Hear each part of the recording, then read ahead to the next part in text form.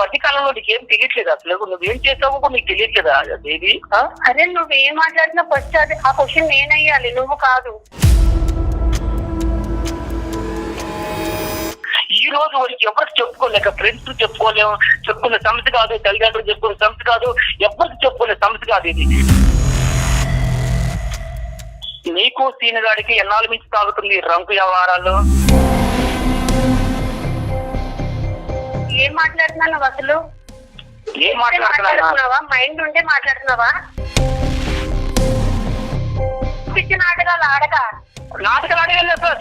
ఏం మాట్లాడుతావు తెలుసా?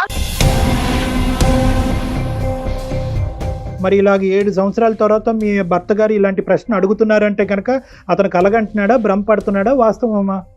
అంతగా చూసే సందర్భం ఉంటే ఆ రోజు ఏం చేశారు సార్? నోట్లో ఏమన్నా పెట్టుకున్నారా సార్?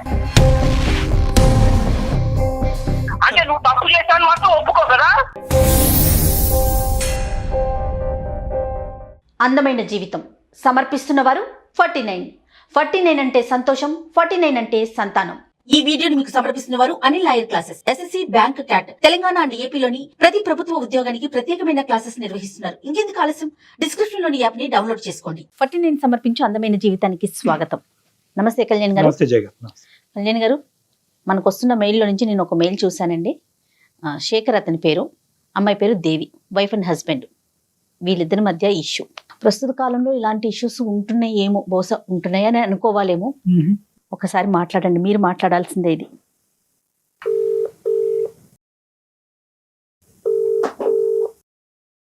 హలో హలో, శేఖర్ గారండి?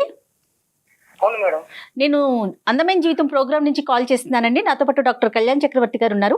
శేఖర్ గారు మాట్లాడొచ్చా మీతో? మాట్లాడండి మేడం.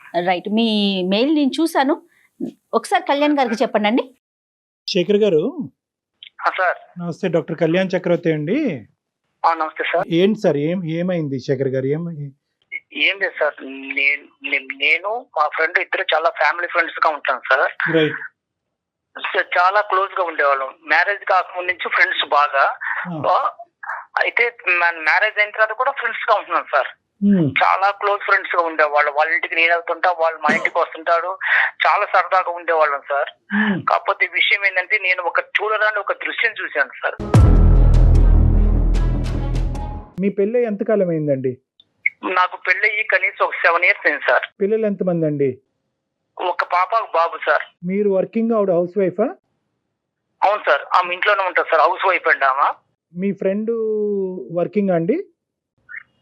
అతను కూడా జాబ్ చేస్తూ ఉంటుంటాడు సార్, జాబ్.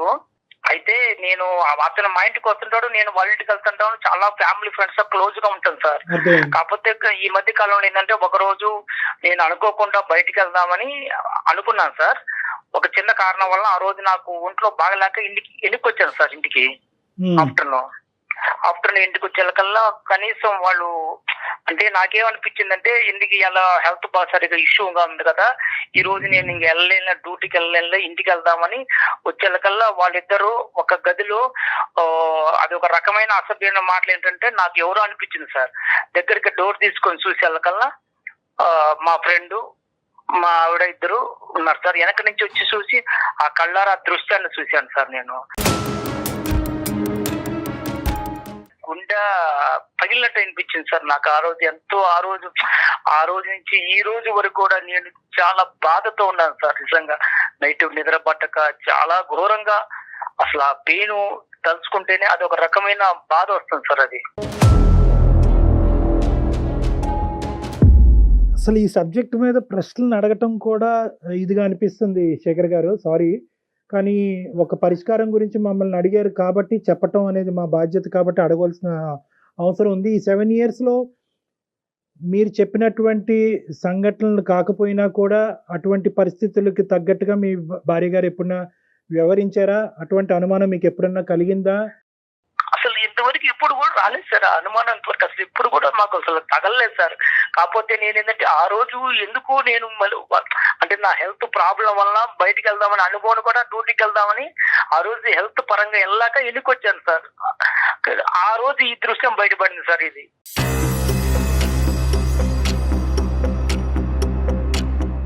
శేఖర్ గారు ఒక్క నిమిషం, మాకు డైజెస్ట్ చేసుకోవటం కష్టంగా అనిపిస్తుంది. మీరు ఆ రోజు డోర్ దగ్గర ఉన్నారు, డోర్ వేసుకోలేదా అండి వాళ్ళు? వాళ్ళు డోర్ లైట్ గా అంటే డోర్ వేశారు కానీ అది డోర్ తీస్తే వస్తుంది సార్, అది డోర్ అది. కాకపోతే నేను బ్యాక్ సైడ్ నుంచి వెళ్ళాను సార్. ఆ మాటలు ఎంతో వల్ల నాకు అనిపించిందంటే ఏంది ఇంత అసభ్యకరమైన మాటలు వస్తున్నాయి, ఇది ఎవరున్నారా ఏందో చూద్దామని బ్యాక్ సైడ్ నుంచి చూస్తే వాళ్ళిద్దరు ఉన్నారు సార్. పిల్లలు ఎక్కడున్నారు సార్ ఆ టైం అప్పుడు? స్కూల్కి వెళ్ళారు సార్ పిల్లలు. ఇంకా రాలే పిల్లలు స్కూల్ నుంచి? ఇంకా పిల్లలు రాలేదు సార్, నేను ఆఫ్టర్నూన్ వచ్చాను సార్ అప్పటికి. మీ ఇద్దరి మధ్యన ఎప్పుడన్నా ఇటువంటి డిస్కషన్స్ వచ్చినాయా? అంటే సహజంగా భార్యాభర్తల మధ్యన చాలా కామన్ గా ఇలాంటి చిన్న చిన్న అనుమానాలు ఇలాంటివి అవుతూ ఉంటాయి. ఆ విధమైనటువంటి మీరు అనుమానం పట్టడం అనేటటువంటి పరిస్థితులు ఇంతకు ముందు వచ్చినాయా?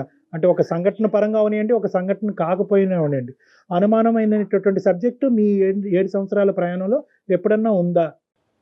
ఏ రోజు కూడా అసలు ఆ ఆలోచన కూడా థాట్ కూడా రాలేదు సార్. ఎందుకంటే సొంత ఫ్రెండ్, చాలా క్లోజ్ గా ఉంటాడు, భార్య నేను చెల్లెలతో భావించుకుంటాడని టైప్ లో ఆలోచించుకుంటున్నాం కానీ ఏ రోజు కూడా ఇంత థాట్ అనేది ఏ రోజు రాలేదు సార్. ఆ మీద అనుమానం కూడా లేదు సార్. నాకు అంత ఇదిగా ఉండేవాళ్ళం సార్. ఫ్యామిలీ ఫ్రెండ్స్ కు వాళ్ళ భార్య కూడా మా ఇంటికి వచ్చేది, మా మిస్సెస్ కు వాళ్ళ ఇంటికి వెళ్ళేవాళ్ళం, ఏదైనా ఫంక్షన్ ఉన్నప్పుడు అన్నిటికీ వెళ్తుండేవాళ్ళం సార్.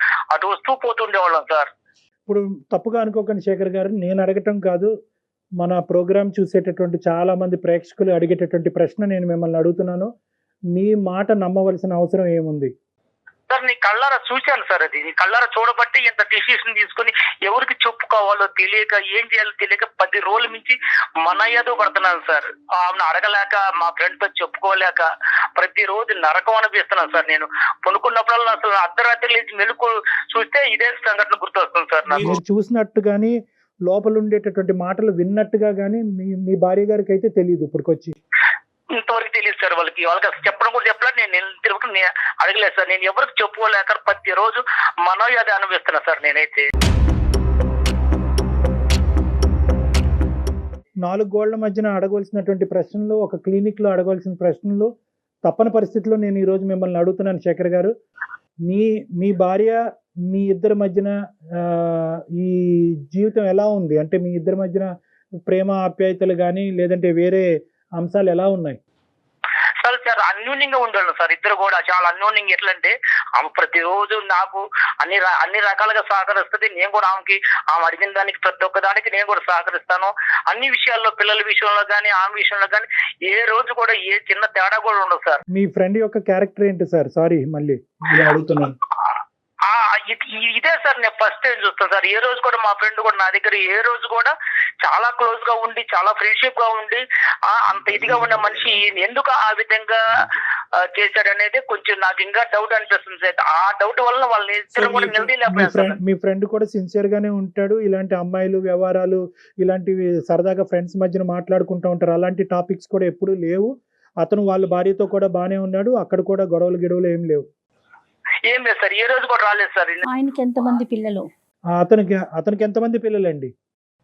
అతనికి ఒక పాప అండి. మీ ఫ్రెండ్ మీతో ఎలా ఉన్నాడు ఈ 10 రోజులు బట్టి? మీ భార్య మీతో ఎలా ఉంది? ఈ జరిగిన సంఘటన తర్వాత వాళ్ళు నాకన్నా ఎక్కువగా నటిస్తున్నారు సార్. అసలు వాళ్ళకి ఏందో తప్పు చేయలేనట్టుగా నా ముందు వాళ్ళు చేస్తుంటే నాకే ఒక్కోసారి అసహ్యం వేస్తుంది సార్. ఎందుకంటే అంత ఘోరంగా వాళ్ళు నటనలో అంత జీవిస్తున్నారు సార్. ఏమి తెలియనట్టుగా, ఏది అసలు జరగనట్టుగా. కానీ నా మనసుకు తెలుస్తుంది అది ఏంది ఇంత అప్పటికన్నా వీళ్ళు ఇంకా ఎక్కువగా నటిస్తున్నారు, కారణం ఏంటి, నన్ను అసలు ఏ రకంగా చూస్తున్నారో తెలియట్లేదు సార్. అది ఆ విషయం. శేఖర్, ఒక్క విషయం, ఈ కాన్వర్జేషన్, ఈ ఫోన్ కాల్ ఇలా కంటిన్యూ చేద్దామా లేదంటే పర్సనల్ గా క్లినిక్ లో కలుస్తారా? మీకేం అభ్యంతరం లేదా ఇలా మాట్లాడటం? మాట్లాడే అభ్యంతరం లేదు కానీ ఈ సమస్యకు సొల్యూషన్ దొరకాలి సార్. నాకు అదేనండి మనసులో బాధ ఎక్కువ. ఏం కావాలి? మా దగ్గర నుంచి ఏం ఎక్స్పెక్ట్ చేస్తున్నారు?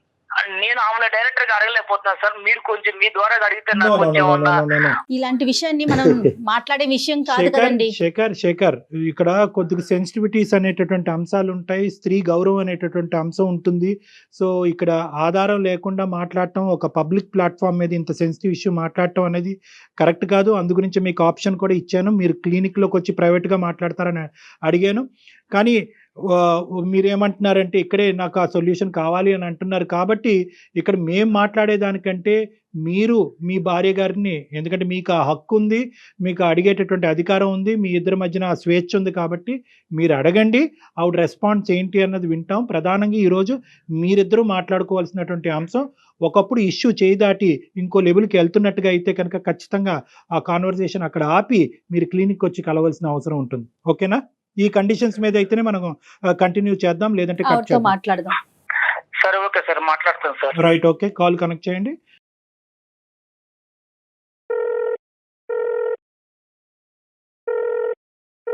హలో హలో దేవి, చెప్పు. ఏం చేస్తున్నావు? ఏం లేదు, మామూలుగా అలా కూర్చున్నాను. పిల్లలు స్కూల్కి వెళ్ళారా? వెళ్ళారు. ఏం చేసింది ఈరోజు వంట?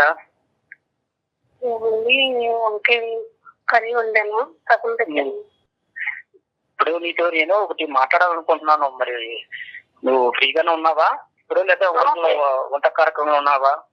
లేదు, వంట అయిపోయింది. చెప్పు. ఏం లేదు, నాకు కొంచెం మనసు బాధ అనిపిస్తుంది ఒక విషయంలో. దేనికోసం?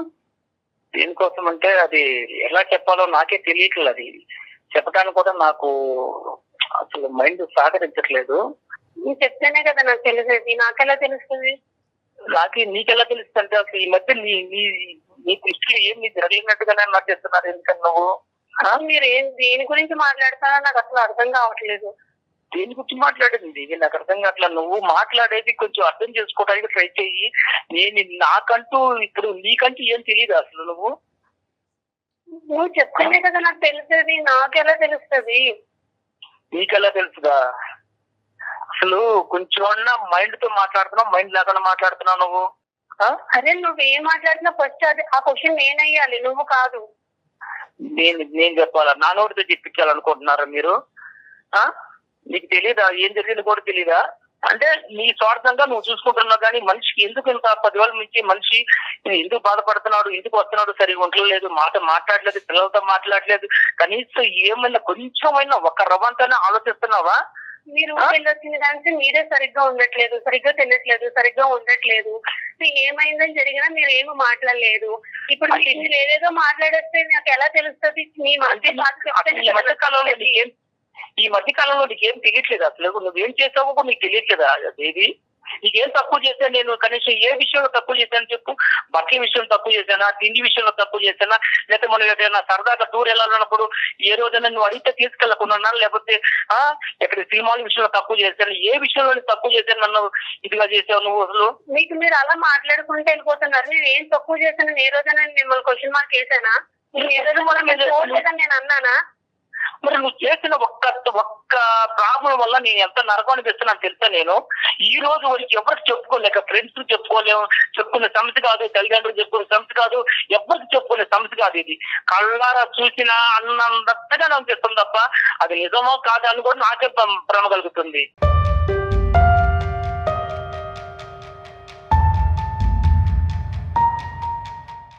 నీకు సీనుగాడికి ఎన్నాళ్ళ నుంచి తాగుతుంది రంకు వ్యవహారాలు?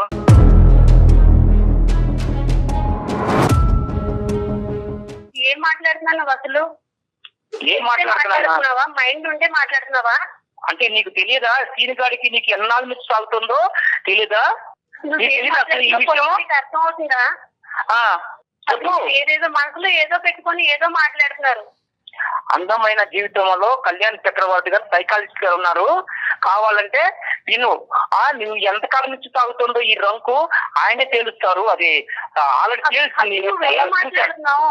శేఖర్, మీరు కాదు నాన్న, ఇప్పుడు ఓకే నువ్వు మాకు ఫోన్ చేసావు, ఓకేనా, నీకు ఒక ఇబ్బంది ఉందని ఫోన్ చేసావు, డాక్టర్ గారు ఉన్నారు, డాక్టర్ గారు వింటున్నారు, డాక్టర్ గారు తేలుస్తారు అని చెప్పి ఆ అమ్మాయి థ్రెట్ చేయవలసినటువంటి అవసరం లేదు. ఆ అమ్మాయితో మాట్లాడేటప్పుడు మమ్మల్ని పావుగా వాడుకోవద్దు, ఇది చాలా సున్నితమైనటువంటి అంశము, చాలా జాగ్రత్తగా డీల్ చేయవలసినటువంటి అంశము. ఇక్కడ డాక్టర్ గారు ఉన్నారు, అతను వింటున్నాను కాబట్టి నీ యొక్క కథంతా నేను బజారు కీడుస్తాను అనేటటువంటిది కాదు. ఇది భార్యాభర్తలకు సంబంధించినటువంటి ఒక సున్నితమైనటువంటి అంశం. మీరు సున్నితంగా ఆ అమ్మాయిని అడగండి. మీరు ఇంతకాలం ఎలాగైతే ప్రేమతో ఆ అమ్మాయిని చూసుకున్నారో అదే ప్రేమతో ఈ అంశాన్ని అడగండి. తన నుంచి నిజాన్ని రాబట్టుకునేటటువంటి ప్రయత్నం చేయండి.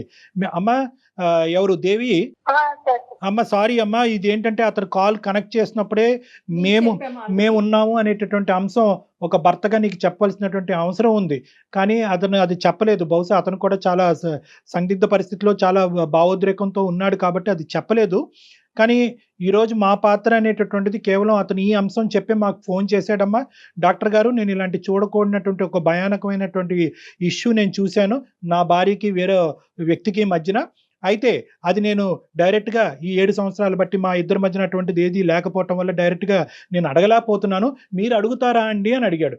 చాలేవయ్యా, మేము అడగటం కాదు, మేము ఫోన్లోనే అసలు ఇలాంటివి డిస్కస్ చెయ్యం, కావాలంటే హాస్పిటల్కి వస్తావా 4 గోళ్ల మధ్యన మాట్లాడదాం అంటే లేదు సార్ అది ఇక్కడే తేలాలి. సో ఈ అంశం గురించి ఒక నిమిషం నాన్న, నీ పర్మిషన్ తీసుకోవాలి, నీ కన్సెంట్ తీసుకుని మేము కంటిన్యూ చేయాలి. ఈ ఇష్యూ అతని మనసులో ఒక భావోద్రేకం ఉంది, ఒక వేదన ఉంది, ఇది ఈ రోజు ఇక్కడే తేల్చుకోవాలని అనుకుంటున్నాడు. ఈ ప్లాట్ఫామ్ మీద అందమైన జీవితం అనేటటువంటి ఈ ప్లాట్ఫామ్ మీద నేను డాక్టర్ కళ్యాణ్ చక్రవర్తి, మన సీనియర్ యాంకర్ జయ గారు, మేమిద్దరం ఈ కేసు డీల్ చేయటం అనేది నీకు ఇష్టమేనా, లేదా క్లినిక్ వచ్చి 4 గోళ్ల మధ్యన మాట్లాడాలని అనుకుంటున్నావా? ఫస్ట్ ఆయన ఏం చెప్తున్నారు అన్నది నాకు క్లారిటీ లేదు సార్. ఆయన నా మీద బురద చెల్లుకునే ప్రయత్నం చేస్తున్నాను సార్. అదే నాన్న, నీకు ఓకే అంటే కనుక ఫర్దర్గా వెళ్దాం. సో బేసికలీ ఏంటంటే ఒక 10 రోజుల క్రితం నీ భర్త గారు నిన్ను వేరే వ్యక్తితో చూశాడంట. సో అది దానికి అతను చాలా మనస్తాపం చెందాడు.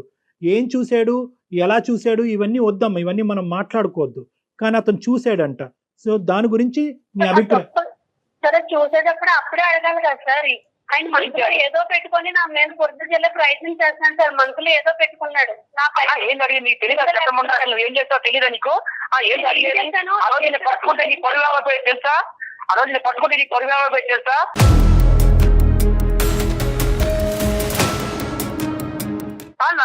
నా పొడుగు బుక్కు లేకనే సైలెంట్ గా మూసుకొని పోయాను తెలుసా, బయటికి కళ్ళ చూసి కూడా మూసుకొని పోయాను ఆ రోజు.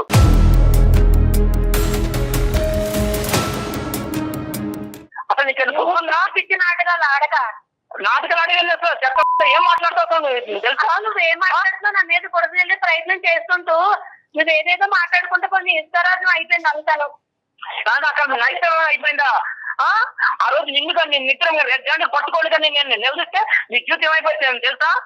ఒక పక్క 1 hour తీర వాడు పొరుగు పోయేది, ఒక పక్క నీకు మాత్రం అప్పుడు ఎంత ఘోరంగా ఉంటుంది తెలుసా జీవితం అంటే. మీ చుట్టాలు ఉన్నారు, మా చుట్టాలు ఉన్నారు, అడగడానికి వాళ్ళు ఎవరు లేరా?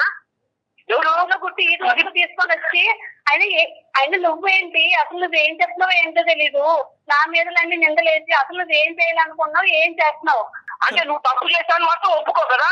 అసలు నేను ఏం తప్పు చేశాను నీకు తెలియదు అన్నమాట. అమ్మ శేఖర్, ఒక్క నిమిషం, పబ్లిక్ గా తిట్టేటటువంటి ప్రయత్నం చేయొద్దు. అలా అయితే కనుక మన ఈ కాన్వర్సేషన్ కంటిన్యూ చేయలేము, ఇక్కడితో ఆపేద్దాం. నెంబర్ 1, అది ఫస్ట్ మీరు గుర్తుపెట్టుకోండి. I know your emotionally hurt, కాదనట్లేదు. ఈ తప్పు ఎలా జరిగింది అనేటటువంటి ప్రశ్న అనేటటువంటి రకరకాలు ఉన్నాయి. కానీ అసలు ఫస్ట్ ఆఫ్ ఆల్ ఆ అమ్మాయి మాట్లాడేటటువంటి అంశాలు మనం విందాం. అసలు తప్పు జరిగిందా లేదా, అసలు నువ్వు చూసింది ఏంటి, జరిగింది ఏంటి అనేటటువంటి అంశాలు ప్రధానంగా మనం మాట్లాడుకుంటే కనుక ఒక క్లారిటీ వస్తుంది. ఆ తర్వాత ఏం చేయాలన్నది ఆలోచిద్దాం. అమ్మ దేవి, మీ హస్బెండ్ ఆ రోజు ఊరి నుంచో ఆఫీస్ నుంచి ఎక్కడి నుంచో వచ్చాడు. వచ్చినప్పుడు ఏం జరిగిందమ్మా? నువ్వు ఒక్కదానివే ఉన్నావా, ఎవరన్నా ఉన్నారా ఇంట్లో, వేరే వాళ్ళు ఎవరన్నా? నేను ఒక్కదానే ఉన్నాను సార్. మీ భర్త గారు ఇంతకు ముందు ఎప్పుడన్నా నిన్ను అనుమానించారా ఈ విధంగా వేరే మగవాళ్ళతో? లేదు సార్, అసలు అనుమానించి. మరి ఇలాగ 7 సంవత్సరాల తర్వాత మీ భర్త గారు ఇలాంటి ప్రశ్న అడుగుతున్నారంటే కనుక అతను కలగంటున్నాడా, భ్రమపడుతున్నాడా, వాస్తవమా? ఈ 10 రోజులు పెట్టి ఆయన అసలు మతి సిమితం ఉందో లేదో నాకు అర్థం అవ్వట్లేదు సార్. ఆయన అసలు సరిగ్గా మాట్లాడట్లేదు, వండించి తినట్లేదు, సరిగ్గా ఉండట్లేదు, పిల్లలతో కూడా సరిగ్గా మాట్లాడిందే లేదు. డాడీ అని పక్కకి వెళ్ళినా కానీ లేకపోయి వెళ్ళిపోతున్నాడు, తనే వేడిస్తున్నాడు, తను మొదలు పడ్డాడు. అలా ఎందుకు జరుగుతుందని తెలుసుకునే ప్రయత్నం చేసినా కానీ నాకు అస్సలు రెస్పాన్స్ అయ్యట్లేదు. అలా కదా, ఈ 10 రోజులు బట్టి అతని మానసిక పరిస్థితి గురించి మాట్లాడలేదు తల్లి. కానీ ఆ రోజు జరిగినటువంటి సంఘటనలో ఇంట్లో నీతో పాటు ఎవరన్నా ఉన్నారా? మిగతా అంశాలు నేను అడగనమ్మా. లేరు సార్, ఎవరు లేరు. ఆయననే అంతగా చూసే సందర్భం ఉంటే ఆ రోజు ఏం చేశారు సార్? నోట్లో ఏమన్నా మట్టి గడ్డలు ఏమన్నా పెట్టుకున్నారా? అమ్మా అది కాదమ్మా, వాస్తవానికి ఇది నిజమా అబద్ధమా, జరిగిందా జరగలేదా అనేటటువంటి అంశం నిర్ణయించవలసినటువంటి వాళ్ళం మేం కాదు. జరిగింది అని మేము అనలేము, జరగలేదు అని మేము అనలేము. అది మీ భార్యాభర్తలకు సంబంధించినటువంటి ఒక ప్రైవేట్ ఇష్యూ. కానీ ఈరోజు ఏంటంటే మీరు ఆ సబ్జెక్ట్ మీదకి వెళ్ళకండి. ఆ ఒక్క సబ్జెక్ట్ మీద మేము అతన్ని అప్రిషియేట్ చేస్తున్నాం. ఒకప్పుడు ఇటువంటిది ఏదైనా జరుగుంటే ఎక్స్ అనేటటువంటి కేసు సినారియో తీసుకుందాం. మీ ఇద్దరు దాంట్లో జరిగిందో లేదో అనేటటువంటిది మనం మాట్లాడద్దు. ఒక ఎక్స్ అనేటటువంటి బయట కేసు సినారియోలో భర్త ఇలాంటి బట్టబయలు చేయలేదు, దాచిపెట్టుకున్నాడు అంటే కనుక భార్య, కుటుంబం, పిల్లల యొక్క పరువు కాపాడటం గురించే అతను చేశాడు అని వర్ణించవచ్చు. మీరు అది రెట్రోస్పెక్టివ్ గా ఈ రోజు ఇంకో విధంగా అడుగుతున్నారు, నన్ను రెడ్ హ్యాండెడ్ గా పట్టుకుంటే ఏమై ఉండేది. అంతలా చేసినవాడు ఏంటి ఈ రోజు ఇలా చేయలేడు కదా సార్. ఏ తప్పు చేయకంటేనే ఇంత నిందలేసి ఆయన మనసులో ఏదో పెట్టుకొని ఏదేదో మాట్లాడతారు. అసలు ఏం చేయాలనుకున్నాడు కూడా నాకు అర్థం సో కావట్లేదు. నీ ఉద్దేశంలో ఏంటంటే అతని మానసిక పరిస్థితి బాలేక ఏవో కనిపించుకోనవి అతని కళ్ళకు కనిపించినవి అతను భ్రమపడుతున్నాడు అని ఊహించుకుంటున్నాడు. వాస్తవానికి అక్కడ ఏమీ జరగలేదు అనేది నీ వాదన దేవి. అంతే సార్, అదే అదే ఓకే. అదే కరెక్ట్ అంతే, సార్. అదే అంతే, full stop. మాట్లాడుతున్నారు ఆయన. మేము దాన్ని ఒక నిమిషం దేవి, మాట్లాడుతున్నాడు. నీ వర్జన సార్ అది ఏం కాదు సార్, నేను కళ్ళారా చూశాను సార్. అది నేను కళ్ళారా చూశాను. ఆ రోజు కళ్ళారా చూసిన తర్వాతనే నా మనసు చెడిపోయింది సార్. అది నేను కళ్ళారా చూశాను. అది కనీసం ఈమె కానీ వాడు కానీ ఏంది ఇలాగున్నావు అని కూడా ఒక్క క్వశ్చన్ కూడా నన్ను అడగలేదు సార్. వాళ్ళ ఆనందాలు, సంతోషాలు వేరువేరుగా ఉన్నాయి. నువ్వు 10 రోజులు సరిగ్గా ఉండక, సరిగ్గా తినక, మానసిక భావం సరిగ్గా బాగోక అప్పటికి నేను నీకు ఏ తప్పు కనిపించినా నాకు అర్థం కావట్లేదు. నాకు మానస్థితి బాగానే ఉన్నది. నేను మానస్థితి బాగున్నబట్టే ప్రతిరోజు డ్యూటీకి వెళ్ళగలుగుతున్నా. అర్థమైందా? మానస్థితి బాగలేకపోతే డ్యూటీ ఆపేసి ఇంట్లో ఉండేవాడిని. అర్థమైందా? నువ్వు చేసిన దానికి సమర్థించుకోవడానికి చూడబాకు నువ్వు. అదే నువ్వు చెప్తుంటే నువ్వు వింటూ ఉంటే నువ్వు ఏది మాట్లాడినా అది కరెక్టే. అలా మేము ఒప్పుకోవాలి. అదే నేను మన పెళ్ళి ఇంతకాలమైనా ఏ రోజైనా నిన్ను నిలదీసి నేను అడిగానా? అంత ముందు నీ ప్రశ్న శేఖర్, నేను ఎప్పుడైనా నిన్ను నిలదీశానా, నేను ఎప్పుడైనా నీ మీద ఇలా అనుమానం పడ్డానా అనేటటువంటి మాట ఎంత కరెక్టో దేవి కూడా అటువంటి విధంగా ప్రవర్తించకపోవటం అనేటటువంటిది 7 సంవత్సరాలు బట్టి మీ కళ్ళ ద్వారా మీరు కూడా చూశారు. సో అది కూడా పాయింటే. ఇక్కడ ఏంటంటే ఆవిడ ఇంతకు ముందు ఇలా ఉందండి, ఇప్పుడు ఇలా ఉందండి, తర్వాత ఇలా చేసింది అనేటటువంటి ఎగ్జాంపుల్స్ మీరు ఇవ్వలేకపోతున్నారు. మొదటి నుంచి నా భర్తకి అనుమానం అనేటటువంటి ఒక ఇది ఉందండి అని చెప్పి ఆవిడ చెప్పలేకపోతుంది. సో ఇదేంటంటే ఒక ఇన్సిడెంట్ చుట్టూరు జరిగినటువంటి ఒక ఇష్యూ కింద మనం పరిగణలోకి తీసుకోవాలి. సో మీరిద్దరూ మేడ్ ఫర్ ఈచ్ అదర్. మీరిద్దరూ ఇప్పుడు వరకు మీ ప్రయాణం చాలా సాఫీగా జరిగింది, ఎటువంటి ఇబ్బందులు లేకుండా జరిగింది. ఇప్పుడు ఉండేటటువంటి ఈ పరిస్థితిలో మీరేదో చూడరానటువంటిది మీరు చూశారు అని అంటున్నారు. ఆవిడేమొచ్చి మీ మానసిక పరిస్థితి బాలేక మీకు అది కనిపించింది కానీ నా క్యారెక్టర్ అసాసినేషన్ చేసే హక్కు నీకు లేదు అని అంటుంది. సో ఇది చాలా సెన్సిటివ్ ఇష్యూ. ఎప్పుడు ప్రవర్తించినారు, వింతగా ప్రవర్తిస్తున్నారు. అది ఎందుకు వలన జరుగుతుంది అన్నది నాకైతే తెలియట్లేదు. ఏం తెలియట్లేదు. నేను కేవలము పిల్లల దృష్టిలో పెట్టుకొని శేఖర్, మీరు ఎంత వేదనలో ఉన్నారు, ఎంత బాధలో ఉన్నారు అన్నది మాకు అర్థం అవుతుంది. అదే విధంగా ఈ ప్లాట్ఫామ్ మీద నీ భార్య గారి యొక్క క్యారెక్టర్ గురించి మాట్లాడి ఒక కన్క్లూజన్కి వచ్చి ఒక కన్ఫర్మేషన్ ఇచ్చేటటువంటి వేదిక ఇది కాదు. ఎందుకంటే నేను చూసింది అబద్ధం అండి, నా భార్య పరువు నేను ఇలా పబ్లిక్గా వచ్చి తీసుకుంటానా అనేటటువంటి అంశాల గురించి ఈ వేదిక అది మాట్లాడదు. అట్ ద సేమ్ టైం ఆవిడ క్యారెక్టర్ ని అసాసినేషన్ చేసేటటువంటి